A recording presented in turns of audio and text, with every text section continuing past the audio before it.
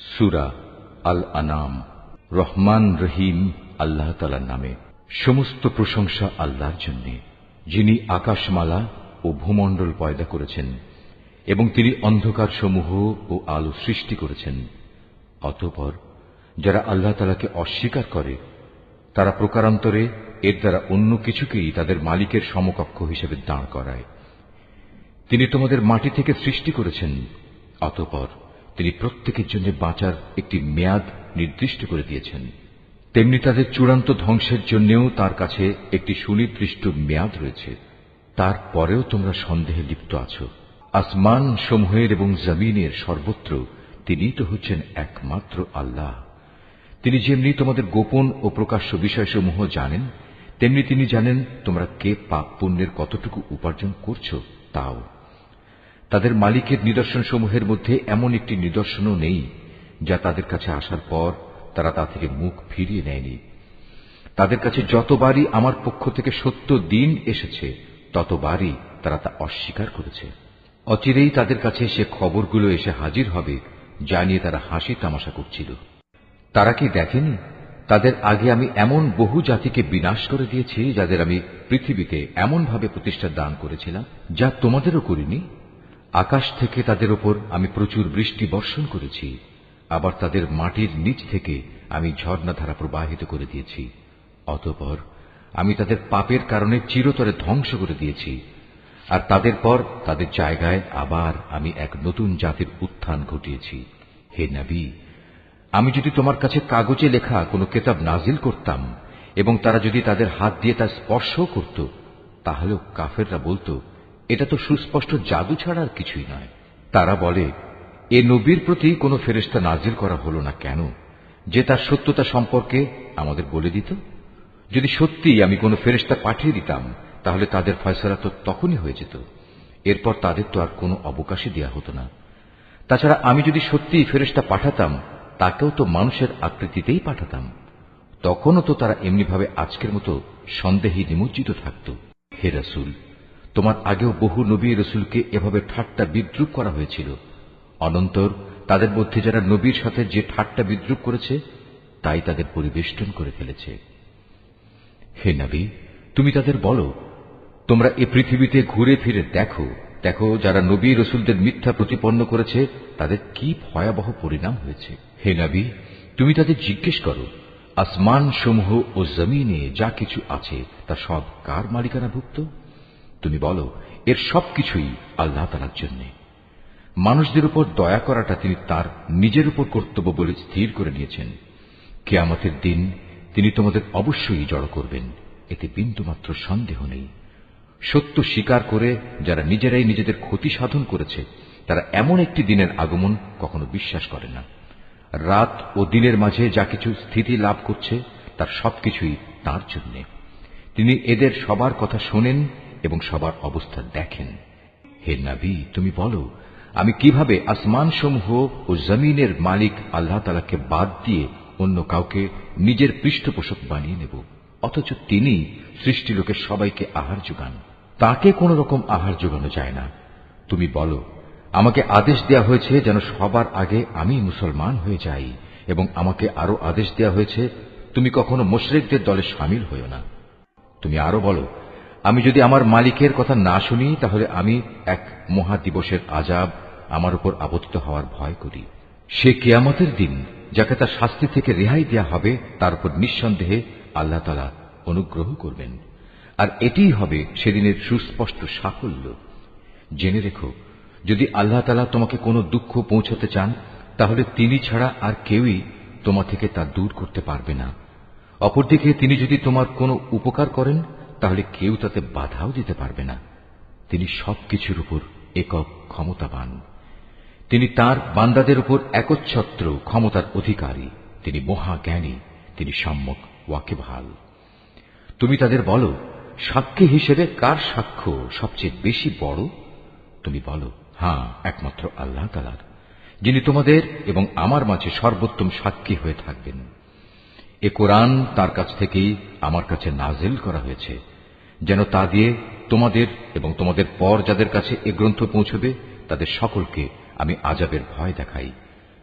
তোমরা কি সত্যিই একথা সাক্ষ্য দিতে পারবে যে আল্লাহর সাথে আরো কোনো ইলাহ রয়েছে? হে নবী, তুমি তাদের জানিয়ে দাও, আমি জেনে বুঝে কখনো এ ধরনের মিথ্যা সাক্ষ্য দিতে পারবো না। তুমি বলো, তিনি তো একক, তোমার আল্লাহ তাআলার সাথে যে শিরক করে যাচ্ছ তার সাথে আমার কোনোই সম্পর্ক নেই।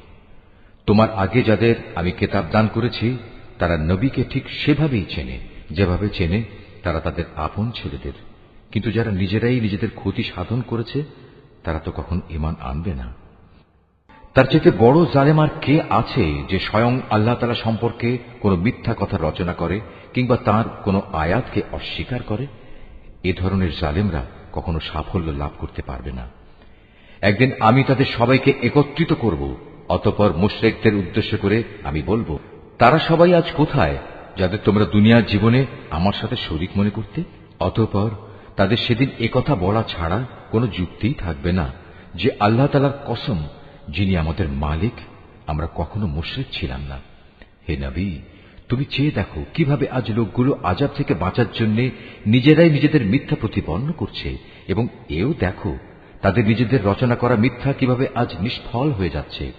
তাদের মধ্যে এমন কিছু লোকও আছে যে মনে হয় তোমার কথা কান দিয়ে শুনছে, কিন্তু আসলে আমি তাদের মনের উপর পর্দা ঢেলে দিয়েছি, যার কারণে তারা কিছুই উপলব্ধি করতে পারে না। আমি তাদের কানেও ছিপি এঁটে দিয়েছি। মূলত তারা যদি আল্লাহর সব নিদর্শন দেখেও নেয় তবু তারা তার প্রতি ঈমান আনবে না। এমনকি তারা যখন তোমার সামনে আসবে তখন তোমার সাথে বিতর্কে লিপ্ত হবে। কোরআনের আয়াত সম্পর্কে কাফেররা বলবে, এ তো পুরনো দিনের গল্প কথা ছাড়া আর কিছুই নয়। তারা যেমন নিজেদের তা শোনা থেকে বিরত রাখে তেমনি অন্যদেরও তা থেকে দূরে রাখে। মূলত এ আচরণে তারা নিজেদেরই ধ্বংস সাধন করছে, অথচ তারা কোনো খবরই রাখে না। তুমি যদি সত্যিই তাদের দেখতে পেতে, যখন এই হতভাগ্য ব্যক্তিদের জ্বলন্ত আগুনের পাশে এনে দাঁড় করানো হবে, তখন তারা চিৎকার করে বলবে, হায়, যদি আমাদের আবার দুনিয়ায় ফেরত পাঠানো হতো তাহলে আমরা আর কখনো আমাদের মালিকের আয়াতসমূহকে মিথ্যা প্রতিপন্ন করতাম না, এবং আমরা অবশ্যই ঈমানদার লোকদের দলে শামিল হয়ে যেতাম। এর আগে যা কিছু তারা গোপন করে আসছিল আজ তা তাদের সামনে উন্মুক্ত হয়ে গেল। আসলে যদি তাদের আবার দুনিয়ায় ফেরত পাঠানোও হয় তবু তারা তাই করে বেড়াবে যা থেকে তাদের নিষেধ করা হয়েছিল। তারা আসলেই মিথ্যাবাদী। এ লোকগুলো আরো বলে, আমাদের এ পার্থিব জীবনই হচ্ছে একমাত্র জীবন, আমরা কখনোই পুনর্জীবিত হব না। হায়, তুমি যদি সত্যি সেই দৃশ্য দেখতে পেতে যখন তাদেরকে তাদের মালিকের সামনে দাঁড় করানো হবে এবং তিনি তাদের জিজ্ঞেস করবেন, আজ বলো, এ দিনটি কি সত্য নয়? তারা বলবে, হ্যাঁ, আমাদের মালিকের শপথ, এটা সত্য। তিনি বলবেন, তাহলে আজ সে কঠিন আযাব ভোগ করো যা তোমরা সবসময় অবিশ্বাস করতে। অবশ্যই তারা ভীষণভাবে ক্ষতিগ্রস্ত হয়ে পড়েছে যারা আল্লাহর সামনাসামনি হওয়াকে মিথ্যা বলেছে। আর একদিন যখন সত্যি সত্যি কিয়ামতের ঘণ্টা হঠাৎ করে তাদের সামনে এসে হাজির হবে তখন তারা বলবে, হায় আফসোস, দুনিয়ায় এই দিনটিকে আমরা কতই না অবহেলা করেছি। সেদিন তারা নিজেদের পাপের বোঝা নিজেদের পিঠেই বয়ে বেড়াবে। কত ভারী ও নিকৃষ্ট বোঝা হবে সেটি যা তারা সেদিন বয়ে বেড়াবে। আর এ বৈষয়িক জীবন, এ তো নিছক কিছু খেল তামাশা ছাড়া আর কিছুই নয়। মূলত পরকালের বাড়িঘরই তাদের জন্য উৎকৃষ্ট যারা আল্লাহ তাআলাকে ভয় করে। তোমরা কি মোটেই অনুধাবন করো না? হে রাসূল, আমি জানি এ লোকগুলো যেসব অহেতুক কথাবার্তা বলে তা তোমাকে কত পীড়া দেয়, কিন্তু তুমি কি জানো এরা এসব বলে শুধু তোমাকে মিথ্যা সাব্যস্ত করছে না, বরং এ জালেমরা এর মাধ্যমে আল্লাহ তাআলার আয়াতকেই অস্বীকার করছে। তোমার আগেও এভাবে বহু নবী রাসূলকে মিথ্যাবাদী সাব্যস্ত করা হয়েছিল, কিন্তু তাদের মিথ্যাবাদী সাব্যস্ত করা ও নানা রকম নির্যাতন চালাবার পরেও তারা কঠোর ধৈর্য ধারণ করেছে। শেষ পর্যন্ত তাদের কাছে আমার পক্ষ থেকে সাহায্য এসে হাজির হয়েছে। আল্লাহর কথার রদবদলকারী কেউ নেই। তদুপরি নবীদের এসব সংবাদ তো তোমার কাছে আগেই এসে পৌঁছেছে। তারপরেও যদি তাদের এ উপেক্ষা তোমার কাছে কষ্টকর মনে হয় তাহলে তোমার সাধ্য থাকলে তুমি পালানোর জন্য ভূগর্ভে কোনো সুড়ঙ্গ কিংবা আসমানের সিঁড়ি তালাশ করো, সেখানে চলে যাও এবং সেখান থেকে তাদের জন্য কোনো কিছু একটা নিদর্শন নিয়ে এসো। আসলে আল্লাহ তাআলা যদি চাইতেন তাদের সবাইকে হেদায়েতের উপর জড়ো করে দিতে পারতেন। তুমি কখনো জেনে বুঝে মূর্খ লোকদের দলে শামিল হইও না। যারা এ কথাগুলো যথাযথভাবে শোনে তারা অবশ্যই আল্লাহর ডাকে সাড়া দেয়। যারা মরে গেছে আল্লাহ তাআলা এদের সবাইকেও কবর থেকে উঠিয়ে জড়ো করে নেবেন। অতঃপর মহাবিচারের জন্য তারা সবাই তার সামনে প্রত্যাবর্তিত হবে। এরা বলে, নবীর উপর তার মালিকের পক্ষ থেকে আমাদের কথা মতো কোনো নিদর্শন নাজিল করা হয়নি কেন? হে রাসূল, তুমি তাদের বলো, অবশ্যই আল্লাহ তাআলা সব ধরনের নিদর্শন পাঠানোর ক্ষমতা রাখেন, কিন্তু সত্য কথা হচ্ছে এদের অধিকাংশ লোকই কিছু জানে না। জমিনের বুকে বিচরণশীল যে কোনো জন্তু কিংবা বাতাসের বুকে নিজ ডানা দুটি দিয়ে উড়ে চলা যে কোনো পাখি তোমরা দেখো না কেন? এগুলো সবই তোমাদের মতো আল্লাহ তাআলার সৃষ্টি। আমি আমার গ্রন্থে তথ্য সংযোজনে কোনো কিছুই বাকি রাখিনি। অতঃপর এদের সবাইকে একদিন তাদের মালিকের কাছে ফিরে যেতে হবে। যারা আমার আয়াতকে মিথ্যা সাব্যস্ত করে তারা হেদায়েতের ব্যাপারে বধির ও মূক, তারা অন্ধকারে পড়ে আছে। আল্লাহ তাআলা যাকে চান তাকে গোমরা করে দেন, আবার যাকে চান তাকে সঠিক পথের উপর স্থাপন করে দেন। তুমি বলো, তোমরা কি ভেবে দেখেছ যখন তোমাদের উপর আল্লাহর পক্ষ থেকে বড় ধরনের কোনো আযাব আসবে কিংবা হঠাৎ করে কিয়ামত এসে হাজির হবে, তখন তোমরা কি আল্লাহ তাআলা ছাড়া আর কাউকে ডাকবে? জবাব দাও, যদি তোমরা সত্যবাদী হও, বরং তোমরা সেদিন শুধু তাকেই ডাকবে। তোমরা যে জন্য তাকে ডাকবে তিনি চাইলে তা দূর করে দেবেন, এবং যাদের তোমরা আল্লাহ তাআলার সাথে অংশীদার বানাতে তাদের সবাইকেই তখন তোমরা ভুলে যাবে। তোমার আগের জাতিসমূহের কাছেও আমি আমার রাসূল পাঠিয়েছিলাম, তাদেরও আমি দুঃখ, কষ্ট ও বিপর্যয়ের জালে আটকে রেখেছিলাম, যাতে করে তারা বিনয়ের সাথে নতি স্বীকার করে। কিন্তু সত্যি যখন তাদের কাফের দলের উপর আমার বিপর্যয় এসে আপতিত হল, তখনও তারা বিনীত হল না। অধিকন্তু তাদের অন্তর এতে আরো শক্ত হয়ে গেল, এবং তারা যা করে যাচ্ছিল শয়তান তাদের কাছে তা আকর্ষণীয় করে তুলে ধরল। অতঃপর তারা সেসব কিছুই ভুলে গেল যা তাদের বারবার স্মরণ করানো হয়েছিল। তারপরেও আমি তাদের উপর সচ্ছলতার সব কয়টি দুয়ারই খুলে দিলাম। শেষ পর্যন্ত যখন তারা তাতে মত্ত হয়ে গেল যা তাদের দেওয়া হয়েছিল, তখন আমি তাদের হঠাৎ পাকড়াও করে নিলাম। ফলে তারা নিরাশ হয়ে পড়ল। এভাবেই যারা আল্লাহ তাআলার ব্যাপারে জুলুম করেছে তাদের মূলচ্ছেদ করে দেয়া হয়েছে। আর সকল প্রশংসা আল্লাহ তাআলার জন্যই, যিনি সৃষ্টিকুলের মালিক। হে রাসূল, তাদের তুমি বলো, তোমরা কি একথা ভেবে দেখেছ, যদি আল্লাহ তাআলা কখনো তোমাদের শোনার ও দেখার ক্ষমতা কেড়ে নেন এবং তোমাদের অন্তরসমূহের উপর মোহর মেরে দেন, তবে আল্লাহ তাআলা ছাড়া তোমাদের দ্বিতীয় কোনো ইলাহ আছে কি যে তোমাদের এসব কিছু ফিরিয়ে দিতে পারবে? লক্ষ্য করো কিভাবে আমার আয়াতসমূহ আমি খুলে খুলে বর্ণনা করছি। আশ্চর্যের বিষয়, এ সত্ত্বেও তারা মুখ ফিরিয়ে নিচ্ছে। তুমি বলো, তোমরা চিন্তা করে দেখেছ কি, যদি কখনো অকস্মাৎ কিংবা প্রকাশ্যভাবে আল্লাহর আযাব তোমাদের উপর আপতিত হয়, তাতে কতিপয় জালেম সম্প্রদায়ের লোক ব্যতীত অন্য কাউকে ধ্বংস করা হবে কি?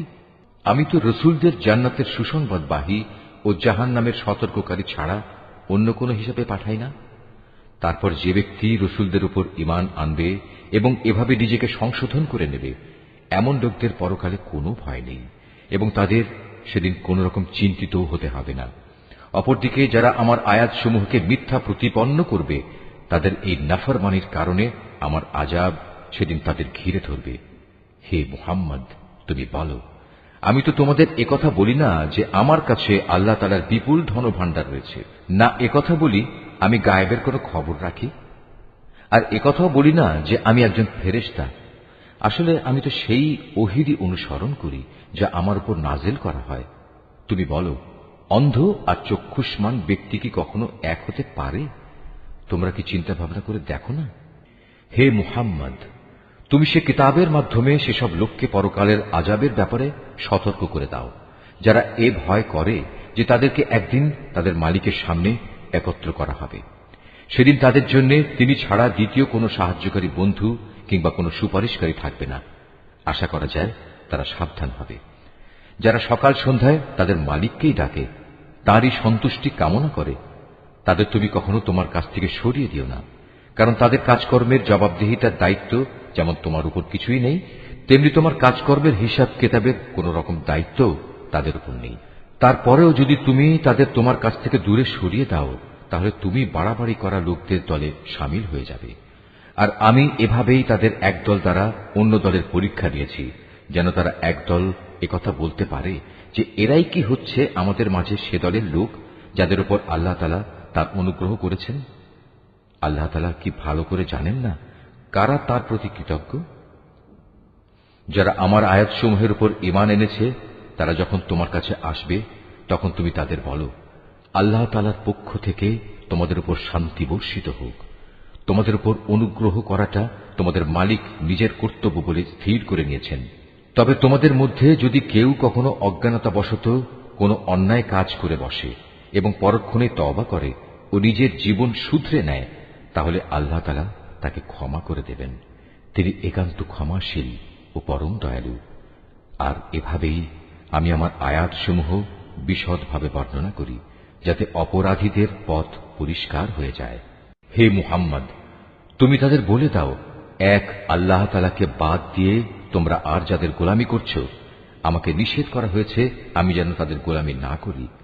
তুমি তাদের এও বলে দাও, আমি কখনো তোমাদের খেয়াল খুশির অনুসরণ করি না।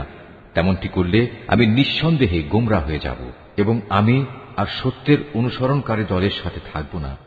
তুমি বলো, আমি অবশ্যই আমার মালিকের এক উজ্জ্বল দলিল প্রমাণের উপর প্রতিষ্ঠিত আছি এবং তাকেই তোমরা অস্বীকার করছো। তাকে অস্বীকার করার পরিণাম যা তোমরা দ্রুত দেখতে চাও তা ঘটানোর ক্ষমতা আমার কাছে নেই। সব জিনিসের চূড়ান্ত ক্ষমতা তো কেবলমাত্র আল্লাহ তাআলার হাতেই রয়েছে। আর এই মহা সত্যটি তিনি তোমাদের কাছে বর্ণনা করছেন। তিনিই হচ্ছেন উত্তম ফয়সালাকারী। তুমি বলো, আযাবের যে বিষয়টার জন্য তোমরা তাড়াহুড়ো করছো তা ঘটানো যদি আমার ক্ষমতার মধ্যে থাকত, তাহলে তোমাদের ও আমার মধ্যকার ফয়সালা আগেই হয়ে যেত। জালেমদের সাথে কি আচরণ করা উচিত তা আল্লাহ তাআলা ভালো করেই জানেন। যাবতীয় অদৃশ্য বিষয়ের চাবি তার হাতেই নিবদ্ধ রয়েছে। সেই অদৃশ্য খবর তো তিনি ছাড়া আর কারোরই জানা নেই। জলে স্থলে যেখানে যা কিছু আছে তা শুধু তিনিই জানেন। এই সৃষ্টিরাজির মধ্যে একটি পাতা কোথাও ঝরে না যার খবর তিনি জানেন না। মাটির অন্ধকারে একটি শস্যকণাও নেই, নেই কোনো তাজা সবুজ কিংবা ক্ষয়িষ্ণু শুকনো কিছু যার পূর্ণাঙ্গ বিবরণ একটি সুস্পষ্ট গ্রন্থে মজুদ নেই। তিনি মহান আল্লাহ, যিনি রাতের বেলা তোমাকে মৃত লোকের মতো করে ফেলেন, আবার দিনের বেলায় তোমরা যা কিছু জমিনের বুকে করে বেড়াও তাও তিনি পুঙ্খানুপুঙ্খ জানেন। পরিশেষে সেখানে তিনি তোমাদের মৃত সম অবস্থা থেকে আবার জীবনের অবস্থায় ফিরিয়ে আনেন, যাতে করে তোমাদের নির্দিষ্ট সময়কাল এভাবে পূর্ণতা প্রাপ্ত হতে পারে। আর এই মেয়াদ পূর্ণ করার পর তোমাদের সবার প্রত্যাবর্তন একদিন তাঁর দিকেই সংঘটিত হবে। অতঃপর তিনি তোমাদের পুঙ্খানুপুঙ্খ বলে দেবেন তোমরা কি কাজ করছিলে। আল্লাহ তাআলা নিজ বান্দাদের যাবতীয় বিষয়ের উপর পূর্ণ মাত্রায় কর্তৃত্বশীল। এজন্যই তিনি তোমাদের উপর পাহারাদার ফেরেশতা নিযুক্ত করেন। অবশেষে তোমাদের কারো যখন মৃত্যু এসে হাজির হয় তখন প্রেরিত ফেরেশতারা এসে তার জীবনের সমাপ্তি ঘটিয়ে দেয়। দায়িত্ব পালনে এরা কখনো কোনো ভুল করে না। অতঃপর তাদের সবাইকে বিচারের জন্য তাদের আসল মালিকের সামনে ফিরিয়ে নেওয়া হবে। হুঁশিয়ার থেকো, কারণ যাবতীয় ক্ষমতা ও কর্তৃত্ব কিন্তু একা তাঁর এবং তড়িৎ হিসাব গ্রহণে তিনি অত্যন্ত তৎপর। তুমি তাদের বলো, যখন তোমরা স্থলভূমে ও সমুদ্রের অন্ধকারে বিপদে পড়ো, যখন তোমরা কাতর কণ্ঠে এবং নীরবে তাকে ডাকতে থাকো, তখন কে তোমাদের সেসব থেকে উদ্ধার করে? কাকে তোমরা তখন বলো, হে মালিক, আমাদের যদি তুমি বাঁচিয়ে দাও তাহলে আমরা তোমার কৃতজ্ঞ বান্দাদের দলে শামিল হয়ে যাব। তুমি বলে দাও, হ্যাঁ, আল্লাহ তাআলাই তখন তোমাদের সে অবস্থা থেকে এবং যাবতীয় বিপদ আপদ থেকে বাঁচিয়ে দেন। তারপরেও তোমরা তার সাথে অন্যদের শরীক করো। তুমি আরো বলো, আল্লাহ তাআলা তোমাদের উপর থেকে অথবা তোমাদের পায়ের নিচ থেকে আযাব পাঠাতে সক্ষম, অথবা তিনি তোমাদের দল উপদলে বিভক্ত করে এক দলকে আরেক দলের শাস্তির স্বাদ গ্রহণ করাতেও সম্পূর্ণরূপে সক্ষম। লক্ষ্য করো কিভাবে আমি আমার আয়াতসমূহ তাদের কাছে বর্ণনা করি, যাতে করে তারা সত্য অনুধাবন করতে পারে।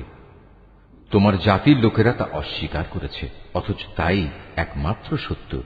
তুমি তাদের এটুকুই বলে দাও, আমি তোমাদের উপর কর্মবিধায়ক নই।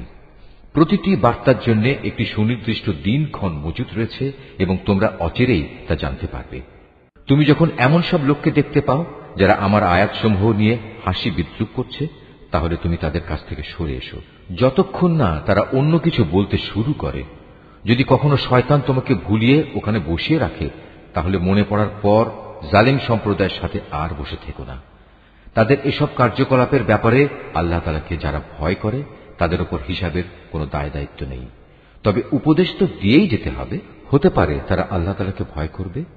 সেসব লোকের সঙ্গ তুমি বর্জন করো যারা তাদের দিনকে নিছক খেল তামাশায় পরিণত করে রেখেছে এবং এ পার্থিব জীবন যাদের প্রতারণার জালে আটকে রেখেছে। তুমি এ কোরআন দিয়ে তাদের আমার কথা স্মরণ করাতে থাকো, যাতে করে কেউ নিজের পার্থিব কর্মকাণ্ডের ফলে নিজেই ধ্বংস হয়ে যেতে না পারে। মহাবিচারের দিন তার জন্য আল্লাহ তাআলা ছাড়া অন্য সাহায্যকারী বন্ধু এবং সুপারিশকারী থাকবে না।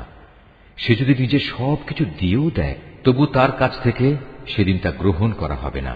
এরাই হচ্ছে সে হতভাগ্য মানুষ যাদের নিজেদের অর্জিত গুনাহের কারণে তাদের ধ্বংস করে দেয়া হবে। আল্লাহ তাআলাকে অস্বীকার করার কারণে তাদের জন্য আরো থাকবে ফুটন্ত পানি ও মর্মন্তুদ শাস্তি। তুমি তাদের বলো, আমরা কি আল্লাহ তাআলাকে বাদ দিয়ে এমন কাউকে ডাকবো যে না আমাদের কোনো উপকার করতে পারে না আমাদের কোনো অপকার করতে পারে? আল্লাহ তাআলা যেখানে আমাদের চলার জন্য সঠিক পথ বাতলে দিয়েছেন, সেখানে তাকে বাদ দিয়ে আমরা কি আবার উল্টো পথে ফিরে যাব? ঠিক সে ব্যক্তিটির মতো যাকে শয়তানরা জমিনের বুকে পথভ্রষ্ট করে দাঁড়ে দাঁড়ে ঠোকর খাওয়াচ্ছে, অথচ তার সঙ্গী সাথীরা তাকে ডাকবে, তুমি আমাদের কাছে এসো, আমাদের কাছে মজুদ আল্লাহ তাআলার সহজ সরল পথের দিকে। তুমি বলে দাও, সত্যিকার অর্থে হেদায়েত তো তাই যা আল্লাহর পক্ষ থেকে আসে, এবং আমাদের এ আদেশ দেয়া হয়েছে যেন আমরা সৃষ্টিকুলের মালিকের সামনে আনুগত্যের মাথা নত করি।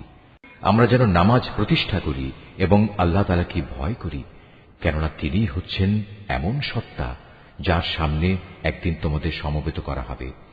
তিনি যথাবিধি আসমান সমূহ ও জমিন সৃষ্টি করেছেন। যেদিন আবার তিনি বলবেন সব কিছু বিলীন হয়ে যাও, তখন সাথে সাথেই তা বিলীন হয়ে যাবে। তার কথাই হচ্ছে চূড়ান্ত সত্য। যেদিন সিঙায় ফু দেয়া হবে, সেদিন যাবতীয় কর্তৃত্ব ও বাদশাহী হবে একান্তই তাঁর। তিনি দৃশ্য অদৃশ্য সবকিছু সম্পর্কেই সম্যক অবগত রয়েছেন। তিনি প্রজ্ঞাময়, তিনি সম্যক অবগত। স্মরণ করো যখন ইব্রাহিম তার পিতা আজরকে বলল, তুমি কি মূর্তিগুলোকে মাবুদ বানিয়ে নিয়েছ? আমি তো দেখতে পাচ্ছি তুমি ও তোমার সম্প্রদায়ের লোকেরা স্পষ্ট গুমরাহিতে নিমজ্জিত রয়েছ। এভাবে আমি ইব্রাহিমকে আকাশসমূহ ও জমিনের যাবতীয় পরিচালন ব্যবস্থা দেখাতে চেয়েছিলাম, যেন সে নিশ্চিত বিশ্বাসীদের দলে সামিল হয়ে যেতে পারে। যখন তার উপর আঁধার ছেয়ে রাত এল, তখন সে একটি তারকা দেখতে পেল। তারকাটি দেখেই সে বলে উঠল, এ বুঝি আমার মালিক। কিন্তু কিছুক্ষণ পরেই যখন তারকাটি ডুবে গেল, তখন সে কিছুটা দ্বিধাগ্রস্ত হয়ে বলল, যা ডুবে যায় তাকে তো আমি আমার মালিক বলে পছন্দ করতে পারি না। এবার যখন সে আকাশে একটি ঝলমলে চাঁদ দেখল, তখন বলল, হ্যাঁ, এই মনে হয় আমার মালিক। অতঃপর এক পর্যায়ে যখন তাও ডুবে গেল, তখন সে বলল, আমার রব যদি আমাকে সঠিক পথের দিশা না দেখান, তাহলে অবশ্যই আমি গোমরা লোকদের দলে সামিল হয়ে যাব। এরপর দিনের বেলায় সে যখন দেখল একটি আলোকোজ্জ্বল সূর্য, এবং দেখেই বলতে লাগল, মনে হচ্ছে এ আমার মালিক, কারণ এ যাবৎ যা দেখেছি এটা তার সবগুলোর বড়। সন্ধ্যা ঘনিয়ে আসতে আসতে তাও যখন ডুবে গেল, তখন ইব্রাহিম নতুন বিশ্বাসে বলীয়ান হয়ে নিজের জাতিকে ডেকে বলল, হে আমার সম্প্রদায়ের লোকেরা, তোমরা যেসব কিছুকে আল্লাহ তাআলার সাথে অংশীদার বানাও, আমি তা থেকে সম্পূর্ণ মুক্ত। আমি নিষ্ঠার সাথে সেই মহান সার্বভৌম মালিকের দিকেই আমার মুখ ফিরিয়ে নিচ্ছি, যিনি এই আসমান সমূহ ও জমিন সহ চাঁদ, সূরজ, গ্রহ, তারা সবকিছু পয়দা করেছেন। আমি এখন আর মুশরিকদের দলভুক্ত নই। এরপরে তার জাতির লোকেরা তার সাথে আল্লাহ তাআলার ব্যাপারে বিতর্ক শুরু করে দিল। জবাবে সে বলল, তোমরা কি আমার সাথে স্বয়ং কুল মখলুকাতের মালিক আল্লাহ তাআলার ব্যাপারে তর্ক করছো, অথচ তিনিই আমাকে সঠিক পথের দিশা দিয়েছেন।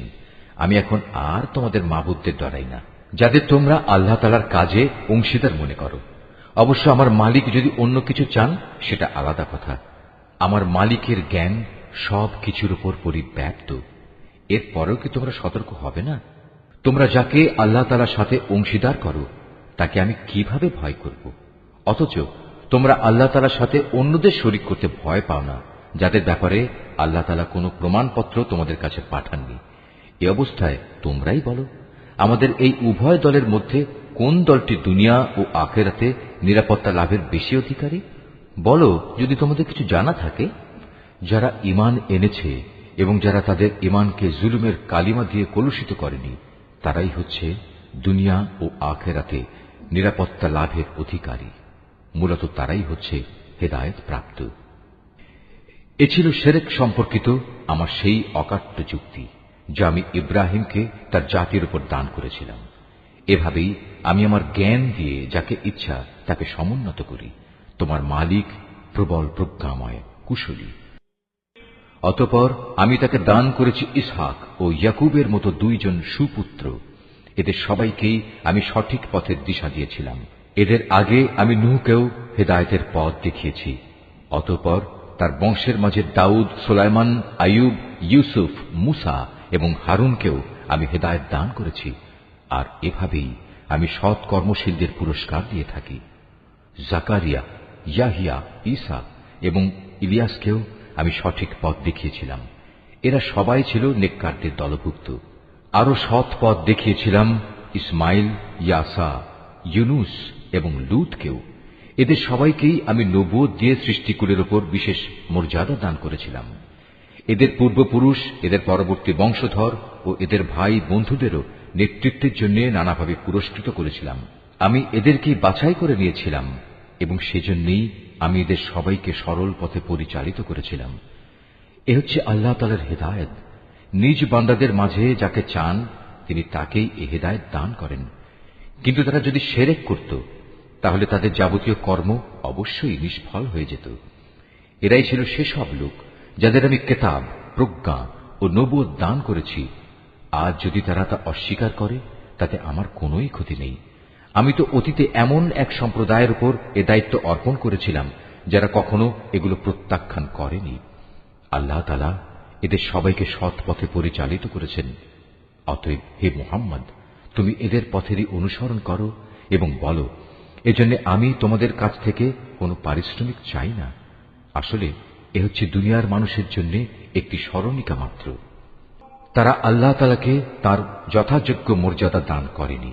বিশেষ করে যখন তারা বলল আল্লাহ তাআলা কোনো মানুষের উপর কোনো বস্তু গ্রন্থই নাজিল করেননি, তুমি তাদের জিজ্ঞেস করো, যদি তাই হয় তাহলে মুসার আনিত কিতাব, যা মানুষের জন্য ছিল এক আলোকবর্তিকা ও পথ নির্দেশ, যা তোমরা কাগজের পাতায় লিখে রাখতে, যার কিছু অংশ তোমরা মানুষের সামনে প্রকাশ করতে এবং অধিকাংশই গোপন করে রাখতে। সর্বোপরি সে কিতাব দ্বারা তোমাদের এমন সব জ্ঞান শিক্ষা দেয়া হতো যার কিছুই তোমরা জানতে না এবং তোমাদের পূর্বপুরুষেরাও জানত না। তা কে নাজিল করেছেন? তুমি বলো, আল্লাহ তাআলাই তা নাজিল করেছেন। হে নবী, তুমি তাদের এ নিরর্থক আলোচনায় মত্ত থাকতে দাও। এটি এক বরকতপূর্ণ গ্রন্থ যা আমি তোমার কাছে পাঠিয়েছি। এটি আগের কিতাবের পুরোপুরি সত্যায়ন করে এবং যাতে এ কিতাব দিয়ে তুমি মক্কা ও তার পার্শ্ববর্তী জনপদসমূহের মানুষকে সাবধান করবে। যারা আখিরাতের উপর ঈমান আনে তারা এ কিতাবের উপর ঈমান আনে, আর তারা তাদের নামাজসমূহেরও হেফাজত করে। সে ব্যক্তি চাইতে বড় জালেম আর কে আছে যে আল্লাহ তাআলা সম্পর্কে নানাবিধ মিথ্যা কথা রচনা করে বেড়ায়, অথবা বলে আমার উপর ওহী নাজিল হয়েছে, যদিও তার প্রতি কিছুই নাজিল করা হয়নি। তার চাইতে বড় জালেম কে যে বলে আমি অচিরেই আল্লাহর নাজিল করা গ্রন্থের মতো কিছু নাজিল করে দেখাবো? যদি জালেমদের মৃত্যু যন্ত্রণা উপস্থিত হবার সময় তাদের অবস্থাটা তুমি দেখতে পেতে, যখন মৃত্যুর ফেরেশতারা তাদের দিকে হাত বাড়িয়ে দিয়ে বলবে, তোমাদের প্রাণবায়ু বের করে দাও। তোমরা আল্লাহ তাআলা সম্পর্কে যেসব অন্যায় কথা বলতে এবং আল্লাহর আয়াতের ব্যাপারে যে ক্ষমাহীন ঔদ্ধত্য প্রকাশ করতে, তার জন্য আজ অত্যন্ত অবমাননাকর এক আযাব তোমাদের দেয়া হবে। আজ তোমরা আমার সামনে একাকী নিঃসঙ্গ অবস্থায় এলে, যেমনি নিঃসঙ্গ অবস্থায় আমি তোমাদের প্রথমবার তৈরি করেছিলাম। অতঃপর তোমাদের আমি যা কিছু বিষয় সম্পদ দান করেছিলাম তার সবটুকুই তোমরা পেছনে ফেলে একান্ত খালি হাতে এখানে এসেছ। কই তোমাদের সাথে তোমাদের সুপারিশকারী ব্যক্তিরা, যাদের তোমরা মনে করতে তোমাদের কাজকর্মের ব্যাপারে তারাও অংশীদার? তাদের তো আজ তোমাদের সাথে দেখতে পাচ্ছি না। বস্তুত তাদের এবং তোমাদের মধ্যেকার সেই মিথ্যা সম্পর্ক আজ ছিন্ন ভিন্ন হয়ে গেছে, এবং তাদের ব্যাপারে তোমরা যা ধারণ করতে তাও আজ নিষ্ফল প্রমাণিত হয়ে গেছে। অবশ্যই আল্লাহ তাআলা শস্য বীজ ও আঁটিগুলো অঙ্কুরিত করেন। তিনি নির্জীব কিছু থেকে জীবন্ত কিছু বের করে আনেন, আবার তিনি জীবন্ত কিছু থেকে প্রাণহীন কোনো কিছু নির্গত করেন। এই সৃষ্টি কৌশলের মালিক হচ্ছেন আল্লাহ তাআলা। এর পরেও তোমরা কোথায় কোথায় ঠোকর খাচ্ছ বলো?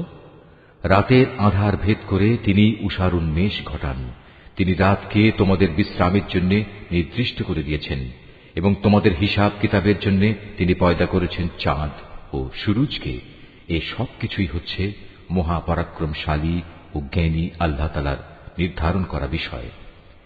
তিনি তোমাদের জন্য অসংখ্য তারকা বানিয়ে রেখেছেন, যেন তোমরা জলে স্থলের আধারে পথের দিশা পেতে পারো। যে সম্প্রদায় লোকেরা নিজেদের পরিণাম সম্পর্কে জানে, তাদের জন্য আমি আমার নিদর্শনসমূহ খুলে খুলে বর্ণনা করেছি। তিনি তোমাদের মাত্র একটি ব্যক্তি সত্তা থেকে পয়দা করেছেন, অতঃপর তিনি বানিয়ে দিলেন তোমাদের থাকার জায়গা ও মাল সামানা রাখার জায়গা।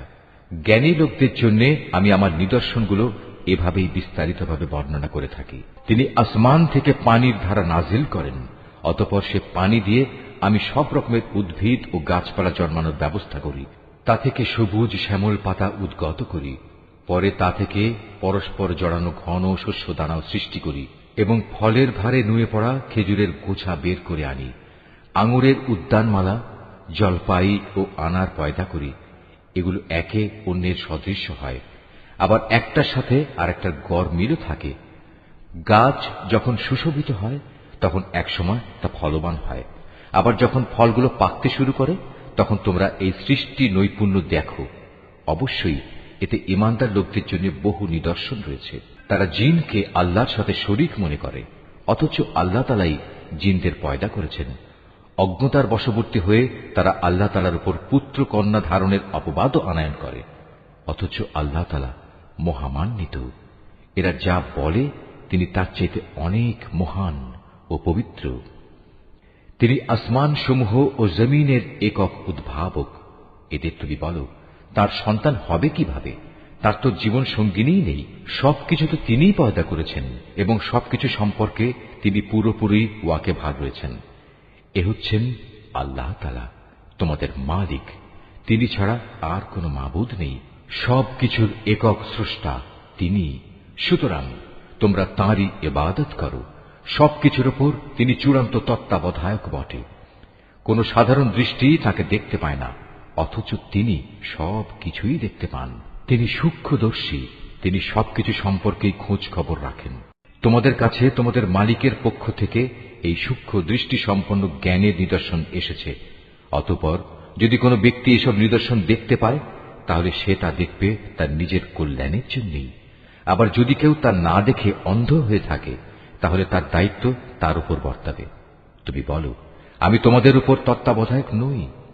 আমি এভাবেই আমার আয়াতগুলো তোমাদের কাছে বিধৃত করি, যাতে করে কাফেররা একথা বলতে পারে তুমি এসব কথা ভালো করেই পড়ে এসেছ, এবং যারা জ্ঞানী তাদের জন্য যেন আমি আমার আয়াতসমূহ সুস্পষ্ট করে দিতে পারি। হে মুহাম্মদ, তুমি শুধু তারই অনুসরণ করো যা তোমার মালিকের কাছ থেকে তোমার কাছে নাজিল করা হয়েছে। আল্লাহ তাআলা ছাড়া অন্য কোনো মাবুদ নেই। এরপরেও যারা শিরকে লিপ্ত, তাদের তুমি পুরোপুরি এড়িয়ে চলো। আল্লাহ তাআলা যদি চাইতেন তাহলে এরা কেউই তার সাথে শিরক করত না। আর আসলে আমি তোমাকে তাদের উপর পাহারাদার নিযুক্ত করে পাঠাইনি। সত্যি কথা হচ্ছে, তুমি তো তাদের উপর কোনো অভিভাবকও নাও। তারা আল্লাহ তাআলার বদলে যাদের ডাকে তাদের তোমরা কখনো গালিগালাজ করো না, নইলে অজ্ঞতার বশবর্তী হয়ে না জেনে আল্লাহ তাআলাকে তারা গালি দেবে। আমি প্রত্যেক জাতির কাছেই তাদের নিজেদের কার্যকলাপ সুশোভন করে রেখেছি। অতঃপর সবাইকেই তাদের মালিকের কাছে ফিরে যেতে হবে। অতঃপর তিনি তাদের বলে দেবেন তারা দুনিয়ার জীবনে কি করে এসেছে। এরা আল্লাহর নামে কঠিন শপথ করে বলে, যদি তাদের কাছে কোনো নিদর্শন আসে তাহলে অবশ্যই তারা তার উপর ঈমান আনবে। তুমি বলো, নিদর্শন পাঠানো সম্পূর্ণ তো আল্লাহ তাআলার নিজস্ব ব্যাপার। কে তোমাকে বুঝিয়ে দেবে যে নিদর্শন এলেও এরা কখনো ঈমান আনবে না? আমি অচিরেই তাদের অন্তঃকরণ ও দৃষ্টি শক্তিকে অন্যদিকে ফিরিয়ে দেব। যেমন তারা প্রথমবারেই এ কোরআনের উপর ঈমান আনেনি এবং আমি তাদের অবাধ্যতার আবর্তে ঘুরপাক খাওয়ার জন্য ছেড়ে দেব। এমনকি আমি যদি তাদের কাছে আমার ফেরেশতাও পাঠিয়ে দেই এবং কবর থেকে মৃত ব্যক্তিরাও যদি উঠে এসে তাদের সাথে কথা বলে, কিংবা আমি যদি দুনিয়ার সমুদয় বস্তুও এনে তাদের উপর জড়ো করে দিই, তবু এরা কখনো ঈমান আনবে না। অবশ্য এদের কারো ব্যাপারে যদি আল্লাহ তাআলা ভিন্ন কিছু চান তা আলাদা কথা। আসলে এদের অধিকাংশ ব্যক্তি মূর্খের আচরণ করে। আমি এভাবেই প্রত্যেক নবীর জন্য যুগে যুগে কিছু কিছু দুশমন বানিয়ে রেখেছি মানুষের মধ্যে থেকে, কিছু আবার জিনদের মাঝ থেকে, যারা প্রতারণা করার উদ্দেশ্যে একে অন্যকে চমকপ্রদ কথা বলে। তোমার মালিক চাইলে তারা অবশ্য এটা করতে পারত না। অতএব তুমি তাদের ছেড়ে দাও, তারা যা পারে মিথ্যা রচনা করে বেড়াক। যারা শেষ বিচারের দিনের উপর ঈমান রাখে না, তাদের মন এর ফলে শয়তানের প্রতি অনুরাগী হয়ে পড়ে, যাতে করে তারা তার ব্যাপারে সন্তুষ্ট থাকতে পারে। সর্বোপরি তারা যেসব কুকর্ম চালিয়ে যেতে চায় তাও এর ফলে নির্বিঘ্নে তারা চালিয়ে যেতে পারে। তুমি বলো, আমি কি আল্লাহ তাআলা ছাড়া অন্য কোন ফয়সালাকারী সন্ধান করব? অথচ তিনিই হচ্ছেন সেই মহান সত্তা, যিনি তোমাদের কাছে তাঁর কেতাব সবিস্তার নাজিল করেছেন। আগে যাদের আমি আমার কেতাব দান করেছিলাম তারা জানে তোমার মালিকের পক্ষ থেকে সত্যবাণী নিয়েই এটা আল কোরআন নাজিল করা হয়েছে। অতএব তুমি কখনো সন্দিহানদের অন্তর্ভুক্ত হও না। ন্যায় ও ইনসাফের আলোকে তোমার মালিকের কথাগুলো পরিপূর্ণ এবং তাঁর এ কথা পরিবর্তন করার কেউ নেই। তিনি সর্বশ্রোতা সর্বজ্ঞ। হে মুহাম্মদ, দুনিয়ার অধিকাংশ মানুষের কথা যদি তুমি মেনে চলো, তাহলে তারা তোমাকে আল্লাহ তাআলার পথ থেকে বিচ্যুত করে ছাড়বে, কেননা এরা নিছক অনুমানের উপর ভিত্তি করেই চলে। অধিকাংশ ব্যাপারে এরা মিথ্যা কথা ছড়ায়। তোমার মালিক নিঃসন্দেহে একথা ভালো করেই জানেন কে তার পথ ছেড়ে বিপদগামী হচ্ছে, আবার কে সঠিক পথের অনুসারী তাও তিনি সম্মুখ অবগত রয়েছেন। যদি আল্লাহ তাআলার আয়াতের উপর তোমরা বিশ্বাস করো, তাহলে তোমরা শুধু সেসব জন্তুর গোশত খাবে যার উপর জবাই করার সময় আল্লাহ তাআলার নাম নেওয়া হয়েছে। তোমাদের একই হয়েছে, তোমরা সেসব জন্তুর গোশত কেন খাবে না যার উপর জবাইয়ের সময় আল্লাহ তাআলার নাম নেওয়া হয়েছে? বিশেষ করে যখন আল্লাহ তাআলা পরিষ্কার করে বলে দিয়েছেন যে তিনি তোমাদের উপর কোন কোন বস্তু হারাম করেছেন। সে কথা আলাদা যখন তোমাদের একান্ত নিরুপায় অবস্থায় ফেলে দেয়া হয়। অধিকাংশ মানুষ সুষ্ঠু জ্ঞান ছাড়াই নিজেদের খেয়াল খুশি মতো মানুষকে বিপথে চালিত করে। নিঃসন্দেহে তোমার মালিক সীমা লঙ্ঘনকারীদের ভালো করেই জানেন। তোমরা প্রকাশ্য গুনাহ থেকে বেঁচে থাকো, গোপন গুনাহ থেকেও বেঁচে থাকো। নিঃসন্দেহে যারা কোনো গুনাহের কাজ করবে তাদের কৃতকর্মের যথাযথ ফল তাদের প্রদান করা হবে। জবাইয়ের সময় যার উপর আল্লাহ তাআলার নাম নেওয়া হয়নি সে জন্তুর গোশত তোমরা কখনো খাবে না, কেননা তা হচ্ছে জঘন্য গুনাহের কাজ। শয়তানের কাজই হচ্ছে তার সঙ্গী সাথীদের মনে প্ররোচনা দেয়া, যেন তারা তোমাদের সাথে এ নিয়ে ঝগড়া বিবাদে লিপ্ত হয়। যদি তোমরা তাদের কথা মেনে চলো, তাহলে অবশ্যই তোমরা মুশরিক হয়ে পড়বে। যে ব্যক্তি একসময় ছিল মৃত, অতঃপর আমি তাকে জীবিত করলাম, তদুপরি তার জন্য এমন এক আলোকবর্তিকাও আমি বানিয়ে দিলাম যার আলো দিয়ে মানুষের সমাজে সে চলার দিশা পাচ্ছে। সে কি কখনো সে ব্যক্তির মতো হতে পারে যে এমন অন্ধকারে পড়ে আছে যেখান থেকে সে কোনো ক্রমে বেরিয়ে আসতে পারছে না? এভাবেই কাফেরদের কাছে তাদের কর্মকাণ্ড শোভনীয় ও সুখকর বানিয়ে রাখা হয়েছে। এভাবে আমি প্রত্যেক জনপদে তার কিছু কিছু বড় অপরাধী নিযুক্ত করে রেখেছি, যেন তারা সেখানে অন্যদের ধোঁকা দিতে পারে। আসলে এসব কিছুর মাধ্যমে তারা তাদের নিজেদেরই প্রতারিত করছে, অথচ তারা নিজেরা একথাটা মোটেই উপলব্ধি করতে পারছে না। তাদের কাছে যখনই আল্লাহর পক্ষ থেকে কোনো আয়াত আসে তখন তারা বলে ওঠে, আমরা এর উপর কখনো ঈমান আনব না যতক্ষণ না আমাদেরও তাই দেয়া হয় যা আল্লাহ রাসূলদের দেয়া হয়েছে। আল্লাহ তাআলা ভালো করেই জানেন তার নবুয়ত তিনি কোথায় রাখবেন। যারা এ অপরাধ করেছে তারা অচিরেই আল্লাহর পক্ষ থেকে অপমান ও কঠিন আযাবের সম্মুখীন হবে। আল্লাহ তাআলা কাউকে সৎ পথে পরিচালিত করতে চাইলে তিনি তার হৃদয় ইসলামের জন্য খুলে দেন, আবার যাকে তিনি বিপদগামী করতে চান তার হৃদয় অতিশয় সংকীর্ণ করে দেন। তার ইসলামের অনুসরণ হয় এমন যেন কোনো একজন ব্যক্তি আকাশে চড়তে চাইছে, আর যারা আল্লাহর উপর বিশ্বাস করে না আল্লাহ তাআলা এভাবেই তাদের উপর অপমানজনক এক লাঞ্ছনা ও নাপাকি ছেয়ে দেন। মূলত এটিই হচ্ছে তোমার মালিকের দেখানো সহজ সরল পথ। আমি অবশ্যই আমার আয়াতসমূহ উপদেশ গ্রহণে আগ্রহী সম্প্রদায়ের জন্য বিশদভাবে বর্ণনা করেছি। তাদের মালিকের কাছে রয়েছে তাদের জন্য শান্তির এক সুন্দর নিবাস।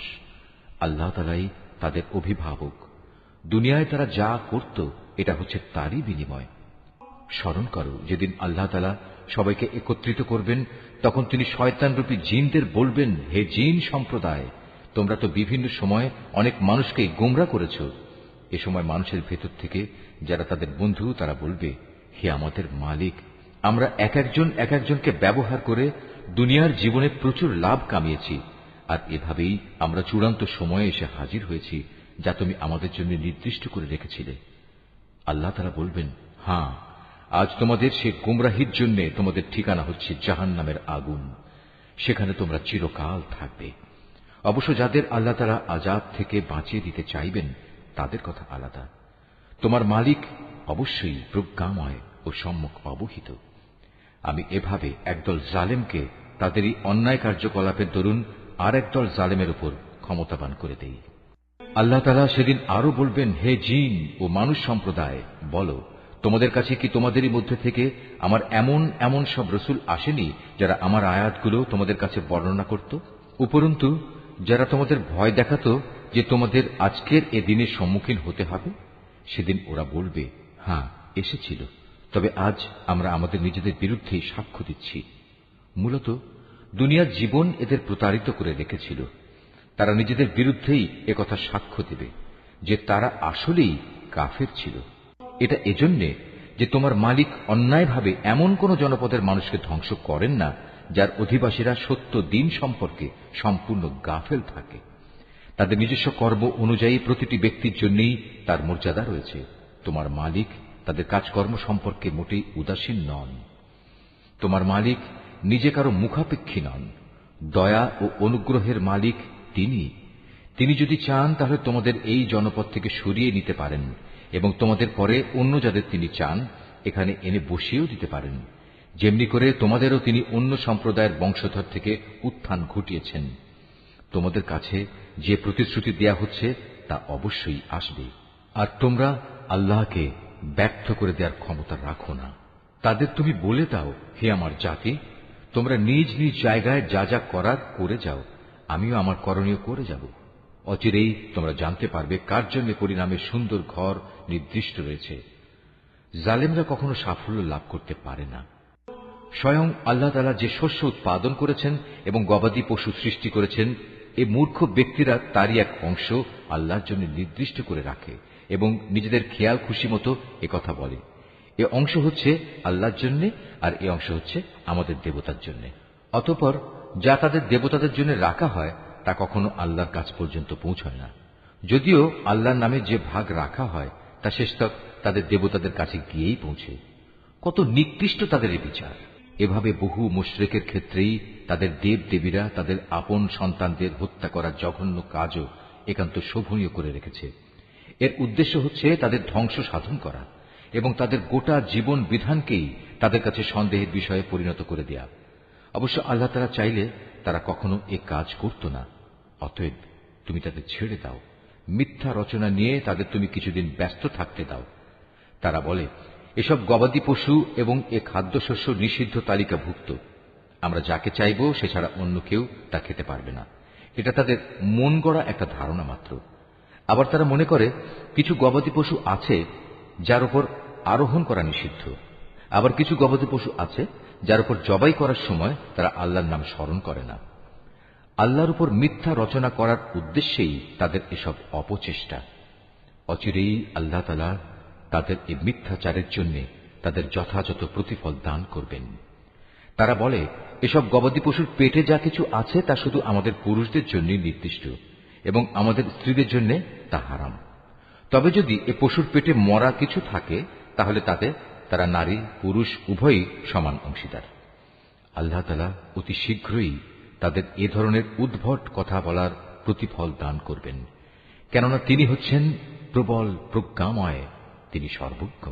অবশ্য যারা নেহায়েত নির্বুদ্ধিতা ও অজ্ঞতার বশবর্তী হয়ে নিজেদের সন্তানদের হত্যা করল এবং আল্লাহ তাআলা তাদের যে রিজিক দান করেছেন তা নিজেদের উপর হারাম করে নিল, আল্লাহ তাআলা সম্পর্কে নানা ধরনের মিথ্যা কথা রচনা করল, এসব কাজের মাধ্যমে নিঃসন্দেহে এরা সবাই দারুণভাবে ক্ষতিগ্রস্ত হয়ে গেল। এরা কখনো সৎ পথের অনুসারীদের দলভুক্ত ছিল না। মহান আল্লাহ তাআলা, যিনি নানা প্রকারের উদ্যান বানিয়েছেন, কিছু লতাগুল্ম যা কোনো কাণ্ড ছাড়াই মাচানের উপর তুলে রাখা হয়েছে, আবার কিছু গাছ যা মাচানের উপর তুলে রাখা হয়নি, সেও কাণ্ডের উপর তা এমনিই দাঁড়িয়ে আছে। তিনি আরো সৃষ্টি করেছেন খেজুর গাছ এবং বিভিন্ন স্বাদ ও প্রকার বিশিষ্ট খাদ্যশস্য ও আনার। এগুলো স্বাদে গন্ধে একরকমও হতে পারে, আবার তা ভিন্ন ধরনেরও হতে পারে। যখন তা ফলবান হয় তখন তোমরা তার ফল খাও। তোমরা ফসল তোলার দিনে যে বঞ্চিত তার হক আদায় করো, কখনো অপচয় করো না, কেননা আল্লাহ তাআলা অপচয়কারীদের পছন্দ করেন না। গবাদি পশুর মধ্যে কিছু পশু হচ্ছে ভারবাহী ও কিছু হচ্ছে খাবার উপযোগী। আল্লাহ তাআলা যা তোমাদের দান করেছেন তা তোমরা খাও এবং এ পর্যায়ে কখনো শয়তানের পদাঙ্ক অনুসরণ করো না, কেননা সে হচ্ছে তোমাদের প্রকাশ্য দুশমন। আল্লাহ তাআলা তোমাদের দিয়েছেন এই 8 প্রকারের গৃহপালিত জন্তু। প্রথমত 2 মেষ, দ্বিতীয়ত 2 ছাগল। হে মুহাম্মদ, তুমি তাদের জিজ্ঞেস করো, এর নর 2 কিংবা মাদি 2 কিংবা তাদের পেটে যা কিছু আছে তার কোনটি কি আল্লাহ তাআলা তোমাদের জন্য হারাম করেছেন? তোমরা আমাকে প্রমাণ সহ বলো যদি তোমরা সত্যবাদী হও। তৃতীয়ত 2 উট, চতুর্থত 2 গরু। এর নর 2 কিংবা মাদি 2 কি আল্লাহ তাআলা হারাম করেছেন, অথবা এদের উভয়ের পেটে যা কিছু আছে তাকে তিনি তোমাদের জন্য হারাম করেছেন? আল্লাহ তাআলা যখন এ আদেশ দিয়েছিলেন তখন তোমরা কি সেখানে উপস্থিত ছিলে? অতঃপর তার চাইতে বড় জালেম আর কে হতে পারে যে মানুষকে গোমরাহ করার জন্য অজ্ঞতাবশত আল্লাহর নামে মিথ্যা কথা রচনা করে? নিশ্চয়ই আল্লাহ তাআলা সীমা লঙ্ঘনকারী সম্প্রদায়কে সঠিক পথে পরিচালিত করেন না। হে মুহাম্মদ, তুমি এদের বলো, আমার কাছে যে ওহী পাঠানো হয়েছে তাতে একজন ভোজনকারী মানুষ সাধারণত যা খেতে পারে তার মধ্যে এমন কোন জিনিস তো আমি পাচ্ছি না যা হারাম করা হয়েছে। হ্যাঁ, তা যদি মরা জন্তু, প্রবাহিত রক্ত এবং শুয়োরের গোশত হয় তাহলে তা অবশ্যই হারাম, কেননা এসব হচ্ছে নাপাক। অথবা এমন এক অবৈধ জন্তু যা আল্লাহ ছাড়া অন্য কারো নামে জবাই করা হয়েছে। তবে যদি কাউকে নাফরমানি এবং সীমা লঙ্ঘনজনিত অবস্থা ব্যতি রেখে এর কোন একটি জিনিস খেতে বাধ্য করা হয় তাহলে তার ক্ষেত্রে তোমার মালিক অবশ্যই ক্ষমাশীল ও পরম দয়ালু। আর আমি ইহুদিদের জন্য নখযুক্ত সব পশুই হারাম করে দিয়েছি। গরু এবং ছাগলের চর্বিও আমি তাদের জন্য হারাম করেছি। তবে জন্তুর চর্বির যা কিছু পিঠ, আঁত কিংবা হাড়ের সাথে জড়ানো থাকে তা হারাম নয়। এভাবেই এগুলো হারাম করে আমি তাদের অবাধ্যতার শাস্তি দিয়েছিলাম। নিঃসন্দেহে আমি সত্যবাদী। এরপরেও যদি তারা তোমাকে মিথ্যাবাদী বলে তাহলে তুমি বলো, অবশ্যই তোমাদের মালিক এক বিশাল দয়ার আধার। তবে অপরাধীদের উপর থেকে তাঁর শাস্তি কেউই ফেরাতে পারবে না। অচিরেই এ মুশরিক লোকগুলো বলতে শুরু করবে, যদি আল্লাহ তাআলা চাইতেন তাহলে আমরা ও আমাদের পূর্বপুরুষরা তো শিরক করতাম না, আর এভাবে আমরা কোনো জিনিসও নিজেদের উপর হারাম করে নিতাম না। তুমি তাদের বলো, এর আগেও অনেকে এভাবে আল্লাহর আয়াতকে অস্বীকার করেছে, অবশেষে তারা আমার শাস্তির স্বাদ ভোগ করেছে। তুমি তাদের জিজ্ঞেস করো, তোমাদের কাছে কি সত্যি এমন কোন জ্ঞান মজুদ আছে? থাকলে অতঃপর তা বের করে আমার কাছে নিয়ে এসো। তোমরা তো কল্পনার উপর নির্ভর করে কথা বলো এবং হামেশাই মিথ্যার অনুসরণ করো। তুমি আরো বলো, সবকিছুর চূড়ান্ত প্রমাণ তো আল্লাহ তাআলার কাছেই রয়েছে। তিনি যদি চাইতেন তাহলে তিনি তোমাদের সবাইকেই সৎ পথে পরিচালিত করে দিতেন। হে মুহাম্মদ, তুমি বলো, যাও তোমাদের সেসব সাক্ষী নিয়ে এসো যারা একথা সাক্ষ্য দেবে যে আল্লাহ তাআলাই এসব জিনিস তোমাদের উপর হারাম করেছেন। তাদের মধ্যে কিছু সাক্ষী যদি সাক্ষ্য দেয়ও তবু তুমি তাদের সাথে কোনো সাক্ষ্য দিও না। যারা আমার আয়াতকে অস্বীকার করেছে, যারা পরকালের উপর ঈমান আনেনি, উপরন্তু যারা অন্য কিছুকে তাদের মালিকের সমকক্ষ মনে করে, তাদের তুমি কখনো অনুসরণ করো না। হে মুহাম্মদ, তুমি বলো, এসো আমি বরং তোমাদের বলে দেই তোমাদের মালিক কোন কোন জিনিস তোমাদের জন্য হারাম করেছেন। সেই জিনিসগুলো হচ্ছে, তোমরা তাঁর সাথে অন্য কিছুকে শরীক করবে না, পিতামাতার সাথে ভালো ব্যবহার করবে, দারিদ্র্যের আশঙ্কায় কখনো নিজেদের সন্তানকে হত্যা করবে না, কেননা আমি তোমাদের ও তাদের উভয়েরই আহার যোগাই। প্রকাশ্যে হোক কিংবা গোপনে হোক তোমরা অশ্লীলতার কাছেও যাবে না। আল্লাহ তাআলা যে জীবনকে তোমাদের জন্য মর্যাদাবান করেছেন তাকে কখনো যথার্থ কারণ ব্যতি রেখে হত্যা করো না। এ হচ্ছে কতিপয় নির্দেশ। আল্লাহ তাআলা এর মাধ্যমে তোমাদের আদেশ দিয়েছেন, এগুলো যেন তোমরা মেনে চলো। আশা করা যায় তোমরা তাঁর বাণীসমূহ অনুধাবন করতে পারবে। তোমরা কখনো এতিমদের সম্পদের কাছেও যাবে না, তবে উদ্দেশ্য যদি নেক হয় তাহলে সে একটা নির্দিষ্ট বয়স সীমার পৌঁছা পর্যন্ত কোনো পদক্ষেপ নিলে তা ভিন্ন কথা। পরিমাপ ও ওজন করার সময় ন্যায্যভাবেই তা করবে। আমি কখনো কারো ওপর তার সাধ্য সীমার বাইরে কোনো দায়িত্ব চাপাই না। যখনই তোমরা কোনো ব্যাপারে কথা বলবে তখন ইনসাফ প্রতিষ্ঠা করবে, যদি তা তোমাদের একান্ত আপনজনের বিরুদ্ধেও হয়।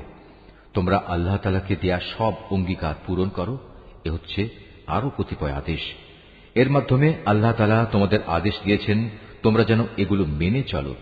আশা করা যায় তোমরা উপদেশ গ্রহণ করতে পারবে। এটা হচ্ছে আমার দেখানো সহজ সরল পথ। অতএব একমাত্র এ পথেরই তোমরা অনুসরণ করো। কখনো ভিন্ন পথ অবলম্বন করো না, কেননা ভিন্ন পথ অবলম্বন করলে তা তোমাদের তার পথ থেকে বিচ্ছিন্ন করে দেবে। এ হচ্ছে আরো কয়েকটি নির্দেশ। আল্লাহ তাআলা এর মাধ্যমে তোমাদের আদেশ দিচ্ছেন যেন তোমরা এগুলো মেনে চলো। আশা করা যায় তোমরা আল্লাহ তাআলাকে ভয় করবে। অতঃপর আমি মূসাকে হেদায়েত সম্বলিত কিতাব দান করেছিলাম। তা ছিল পরিপূর্ণ এবং বিশদ হেদায়েত ও রহমত, যাতে করে বনি ইসরাইল সম্প্রদায়ের লোকেরা একথার উপর বিশ্বাস স্থাপন করে যে একদিন তাদের সবাইকে তাদের মালিকের সমীপে হাজির হতে হবে। এ কল্যাণময় কিতাবও আমি তোমাদের জন্য নাজিল করেছি। অতএব তোমরা এর অনুসরণ করো এবং কিতাবের শিক্ষানুযায়ী তোমরা আল্লাহ তাআলাকে ভয় করো।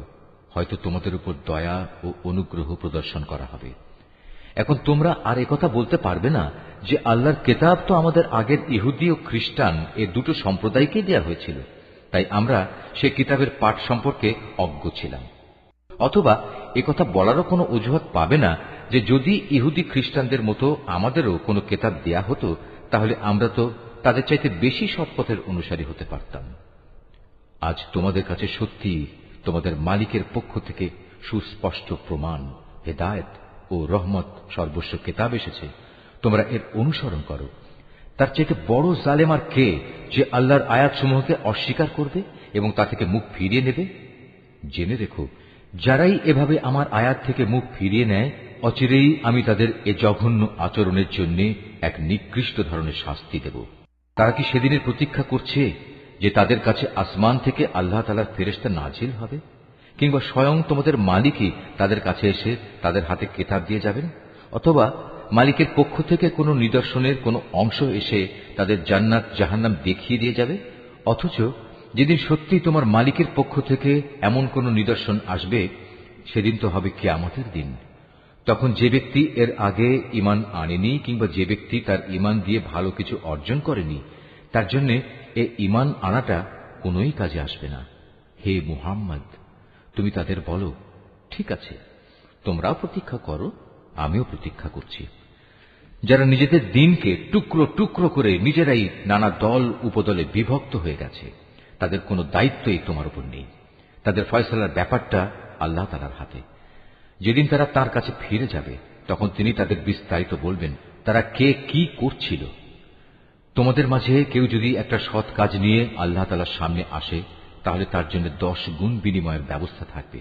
অপরদিকে যদি কেউ একটা গুনাহের কাজ নিয়ে আল্লাহ তাআলার কাছে আসে তাকে তার একটাই প্রতিফল দেয়া হবে। সেদিন তাদের কারো উপর জুলুম করা হবে না।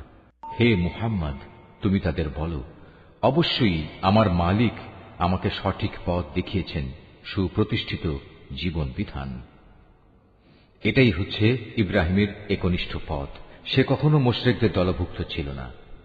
তুমি একান্ত বিনয়ের সাথে বলো, অবশ্যই আমার নামাজ, আমার ইবাদত, আমার জীবন, আমার মৃত্যু সব কিছুই সৃষ্টিকুলের মালিক আল্লাহ তাআলার জন্য।